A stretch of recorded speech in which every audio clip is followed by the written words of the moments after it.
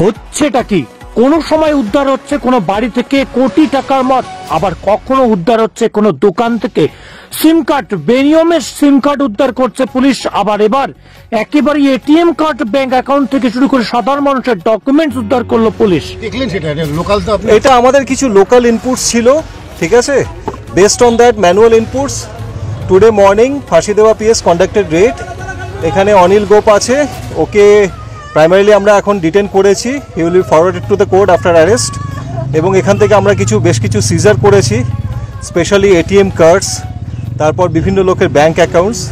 এবং যেটা প্রাইমারিলি মনে হচ্ছে যে এরা বিভিন্ন লোকের অ্যাকাউন্ট ভাড়া নিয়ে সেখানে ক্যাশ ডিপোজিট করতো এবং সেখান থেকে আবার সেই ক্যাশ তুলে কোনো একটা মাদার ইউনিটে ওরা পাঠাতো।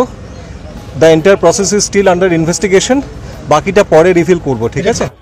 আন্তর্জাতিক প্রতারণা চক্রের পর্দাফাঁস, আন্তর্জাতিক প্রতারণা চক্রের ফাঁসিদেওয়া থানার পুলিশের বড় খবরের দিকে নজর রাখছে। শিলিগুড়ি মহকুমা পরিষদের অন্তর্গত ফাঁসিদেওয়া ব্লকের চটাট অঞ্চলে 3টি বাড়িতে হানা দিয়ে কয়েকশো এটিএম কার্ড উদ্ধার, ব্যাংক অ্যাকাউন্ট থেকে শুরু করে সাধারণ মানুষের ডকুমেন্টস উদ্ধার করলো পুলিশ। পাশাপাশি কয়েক লক্ষ টাকা নগদ সহ গ্রেপ্তার অনিল গোপ নামে এক ব্যক্তি। আমরা সেই ছবি তুলে ধরছি আপনাদের কাছে সরাসরি।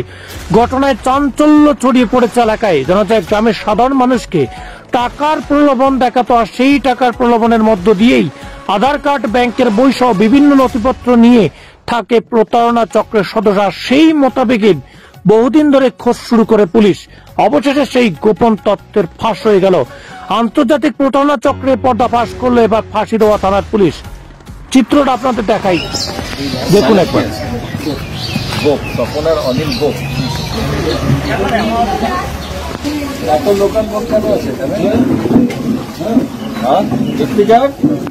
এত এটিএম কিসের? কি করতা তুমি? কি করতা? আমি কাজ করি না। তাহলে কি করে আসলো? কে করাচ্ছে বলো? কে করাচ্ছে? কে আছে মাথা বলো? এত জিনিস তাহলে তোমার ঘরে আসলো কি করে?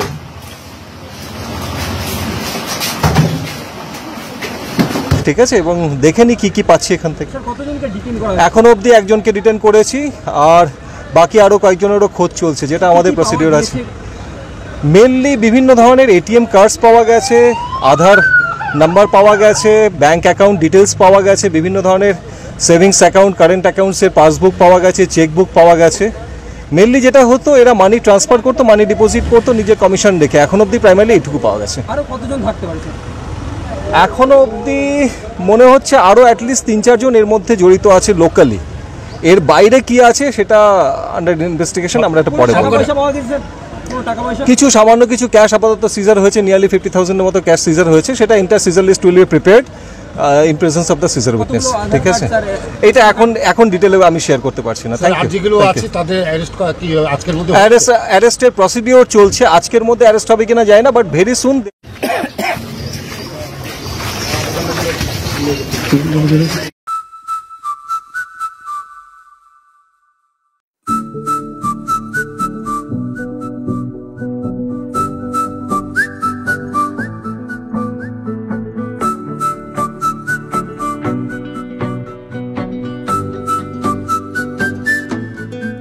नई नजर से चल दुनिया परखें, जहाँ तेरा गलत ना मेरा सही हो, सोच को अपनी छूने दे अंबर, जैसे हवा में एक पतंग उड़ रही हो। तू बदले तो ही बदले जमाना, औरों से पहले खुद को ये समझाना।